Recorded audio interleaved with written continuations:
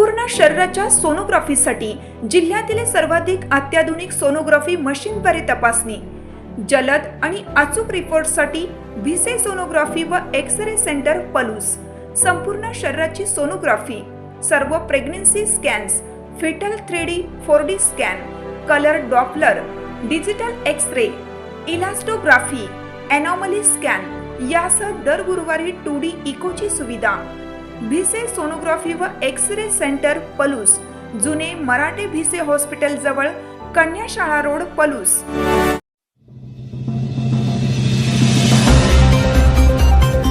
रुबाब चित्रपटाचा 5व्या आठवड्यात दिमागदार प्रवेश, पलूसमध्ये प्रेक्षकांच्या उपस्थितीत केक कापून जल्लोष।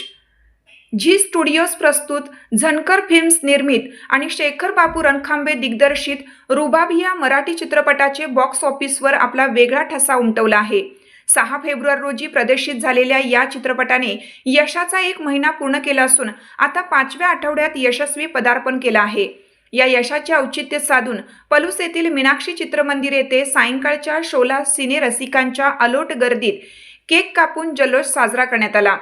गेल्या महिनाभरापासून महाराष्ट्रातील अनेक चित्रपटगृहांमध्ये हाऊसफुलचे बोर्ड मिरवणारा हा चित्रपट प्रेक्षकांनी अक्षरशः डोक्यावर घेतला।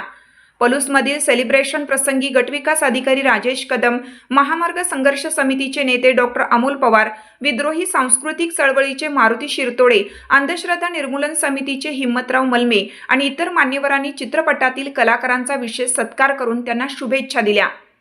यावेळी चित्रपटाचे दिग्दर्शक शेखर बापू रणखांबे, मुख्य सहाय्यक दिग्दर्शक विक्रम मारुती शिरतोडे, अभिनेते विशाल मारुती शिरतोडे, रव्या, अभिजित सकटे, मन्या यासह संपूर्ण टीम उपस्थित होती। चित्रपटाने सामाजिक वास्तवावर भाष्य करतानाच प्रेम हे प्रेमच असतं आणि ते जपायचं असते असा सकारात्मक संदेश दिल्याची भावना प्रेक्षकांनी यावेळी व्यक्त केली। या सोहळ्याला विक्रम, सुभाष पवार, बाळासाहेब खेडकर यांच्यासह अनेक सामाजिक कार्यकर्ते आणि चित्रपट प्रेमी मोठ्या संख्येने उपस्थित होते। महिना झालं संपूर्ण महाराष्ट्रामध्ये प्रदर्शित झालेला आहे आणि हजारो लाखो रसिकांनी तो पाहिलेला आहे। मराठी चित्रपट 1 महिना चालणं अलीकडच्या काळातील दुर्मिळ गोष्ट आहे आणि त्यामुळे मी या चित्रपटाचे दिग्दर्शक, लेखक आदरणीय शेखर बापू रणखांबे सर आणि त्यांची सगळी टीम यांना मी मनापासून पलूसकरांच्या वतीनं धन्यवाद देतो, त्यांचे कौतुक करतो, अभिनंदन करतो।